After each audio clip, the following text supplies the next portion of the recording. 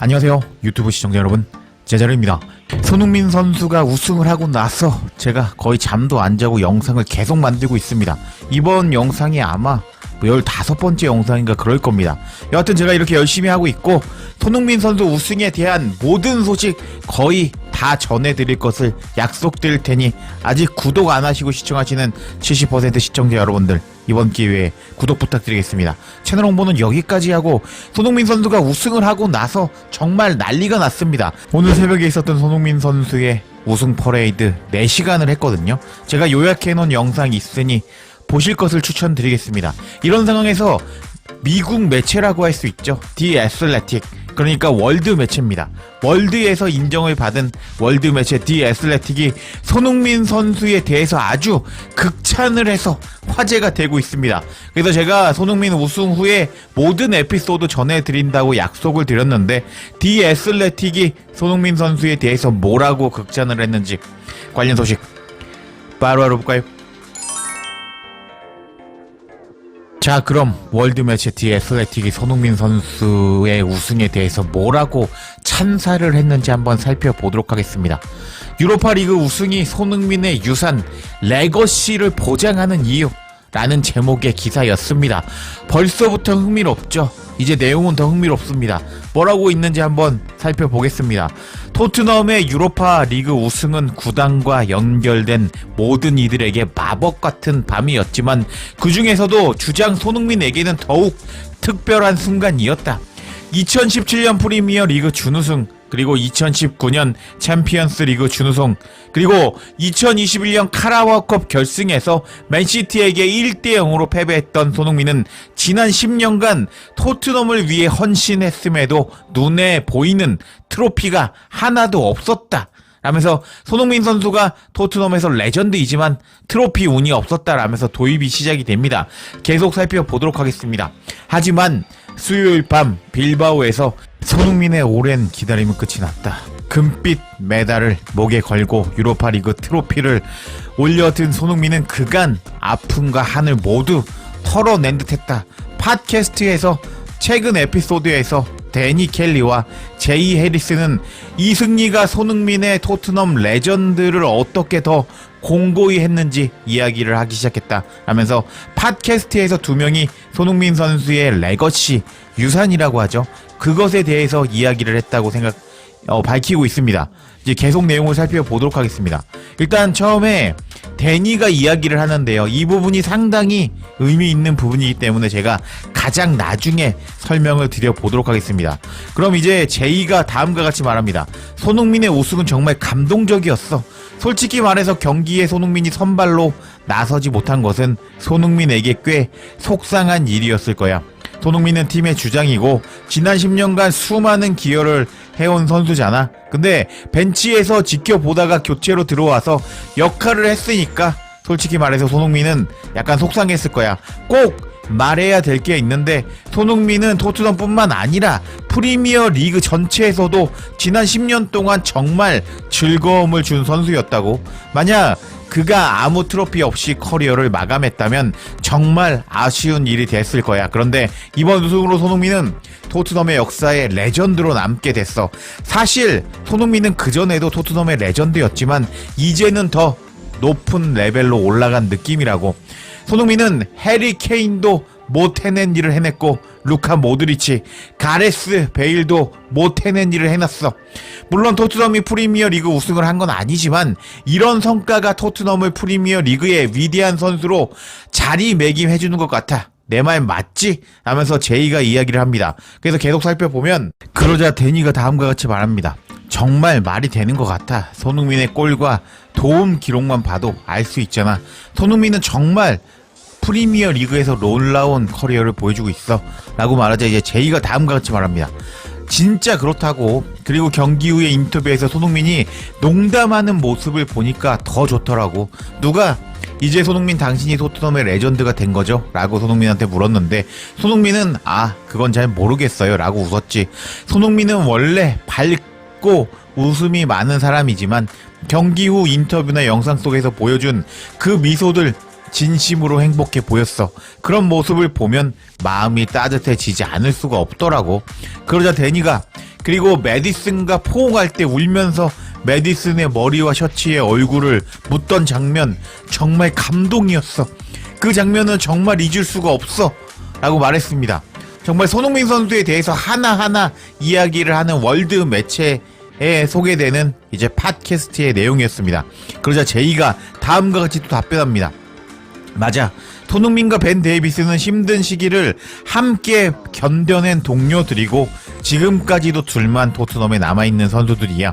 2019년 결승에서 졌고 이후 동료들은 떠나고 새로운 길을 찾았지. 그런데 이번에 그들은 자신이 해낸 거야. 손흥민에게 정말 믿기지 않은 순간이었을 거야. 이번 시즌 개인적으로 힘든 시즌이었지만 그런 건 이제 중요하지 않아.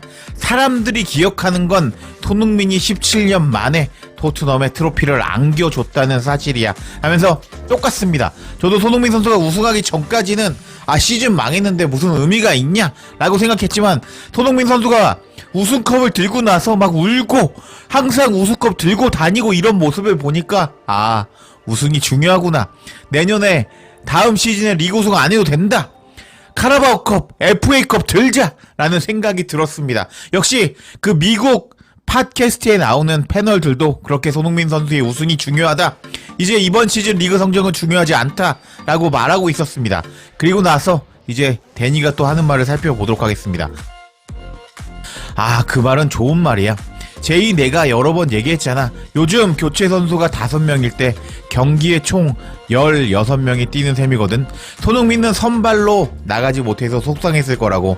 나도 미국 라디오에서 경기 프리뷰 방송에 출연했는데 거기서는 손흥민이 왜 선발이 아닌지 이해를 못하더라고. 유명인이라서 무조건 뛰어야 한다는 분위기였지. 그래서 내가 이렇게 말했어. 손흥민은 이번 시즌 내내 제대로 못 뛴 상태였고 몸 상태가 완벽하지 않아요. 하지만 자신의 몫을 해줄 거예요. 그리고 그는 정말 손흥민은 완벽한 역할을 해냈고 그렇게 트로피를 손에 쥐는 걸 보는 건 너무 기뻤어. 축구는 받아야 마땅한 것을 받는 경기가 아니라 얻어낸 것을 평가하는 경기야. 경쟁이기 때문에 누구도 아무것도 당연히 받을 자격이 있는 게 아니지. 하지만 손흥민이 10년 동안 구단에 몸 바쳐 헌신한 끝에 마침내 정당한 보상을 받는 걸 보니 정말 벅찼어. 그리고 무엇보다도 손흥민은 정말 열심히 일하는 선수잖아. 수년간 놀라운 실력을 보여줬을 뿐만 아니라 마치 악마처럼 끊임없이 노력하는 선수니까 그런 선수가 마침내 트로피를 손에 넣은 모습을 보는 건 정말 감동적이었어 하면서 손흥민 선수가 우승한 것에 대해서 감동적이었다라고 말하는 이제 데니였습니다. 그리고 나서 이제 아까 데니의 제가 중요한 그 부분을 마지막에 읽어드린다고 했죠. 데니가 처음에 뭐라고 말을 했느냐. 손흥민에 대해서 꼭 이야기를 해야 돼. 경기 후에 손흥민이 해리 케인의 분데스리가 우승에 대해 이야기하는 인터뷰를 봤는데 그건 다른 종류의 트로피예요 라고 손흥민이 이야기하더라고. 내가 보기엔 손흥민이 은근히 그냥 리그 우승이 아니라 유럽 대회 트로피야 라고 자신의 우승 트로피를 더 자랑스럽게 말하는 것 같았어. 근데 손흥민은 너무 착해서 그렇게 대놓고 말을 안 하는 거지. 하지만 손흥민이 겪어온 일들, 모든 일들과 토트넘을 위해 해온 모든 헌신을 생각하면 손흥민이 마침내 세계 축구에서 가장 무거운 트로피를 들어올리는 모습을 보는 건 정말 감격스러웠어. 그 순간 트로피를 들어올리는 장면을 보고 나도 울컥하고 울 뻔했어 하면서 손흥민 선수의 우승 트로피가 해리 케인의 우승 트로피보다 더 값진 트로피다 라는 뉘앙스로 말하는 데니였습니다. 그래서 제가 왜 이렇게 월드 매체에서 손흥민 선수의 우승을 해리 케인의 우승보다 더 값지게 평가를 하는지 설명해 드려 보도록 하겠습니다. 왜 미국 매체, 월드 매체 디 애슬레틱은 손흥민 선수의 우승을 해리 케인의 우승보다 더 값지다고 이야기를 했을까요? 일단 분데스리가 특징부터 설명을 드려보도록 하겠습니다.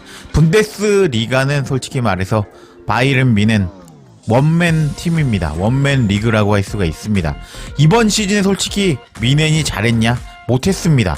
2위를 한 레버쿠젠이 지난 시즌에 사비 알론소 감독이 전술적으로 엄청난 획기적인 모습을 보여주면서 리그를 씹어 먹었는데 이번 시즌에는 그 전술이 읽혀버리면서 지난 시즌보다 못했습니다.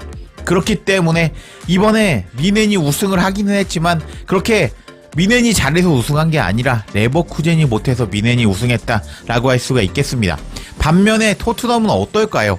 토트넘은 다들 아시겠지만 랩이라는 아주 이상한 놈이 있습니다. 그 녀석 때문에 지금 주급을 주고 좋은 선수들을 사와야 되는데 지금 비싼 선수를 데리고 오기는 하지만 주급이 낮은 선수들만 모으고 있는 토트넘이다라고 할 수 있겠습니다. 그래서 뭐 존슨, 뭐 솔랑키 뭐 이런 애들이 토트넘에 오고 있는데 솔직히 말해서 많은 주급을 받는 사람이 퀄리티가 더 높다고 할 수가 있겠습니다. 근데 토트넘의 주급이 손흥민 선수가 약 20만 파운드 정도로 알려져 있는데 맨유, 뭐 레알 이런 데는 뭐 40만, 60만 파운드 이렇게 주고 그러거든요. 주급 차이가 2배, 3배 나기 때문에 토트넘에 좋은 선수가 오지 않는 상황입니다.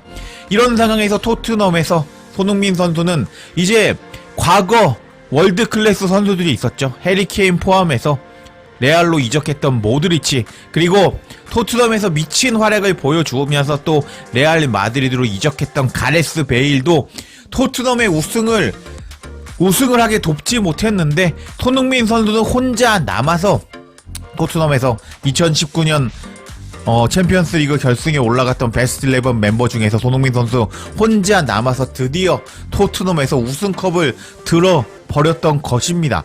그래서 손흥민 선수가 개인 기록만 봐도 프리미어 리그에서 10년 동안 뛰면서 정말 월드 클래스 선수다라고 할 수가 있었는데 일단 우승컵이 없다 보니까 이제 조금 축구는 약간 장난스럽잖아요. 그 서로 트로피 가지고 놀리고 비난하고 장난치기도 하는데 손흥민 선수가 드디어 자신의 유일한 결점인 우승 트로피도 들어 올렸다 라고 할 수가 있겠습니다. 그래서 뭐 케인의 우승을 제가 뭐 비하하는 건 아닙니다. 근데 케인은 솔직히 말해서 더 쉬운 리그에서 솔직히 말해서 다이어도 갔는데 우승했잖아요. 솔직히 아마 저도 바이에른 뮌헨으로 이적하면 우승합니다.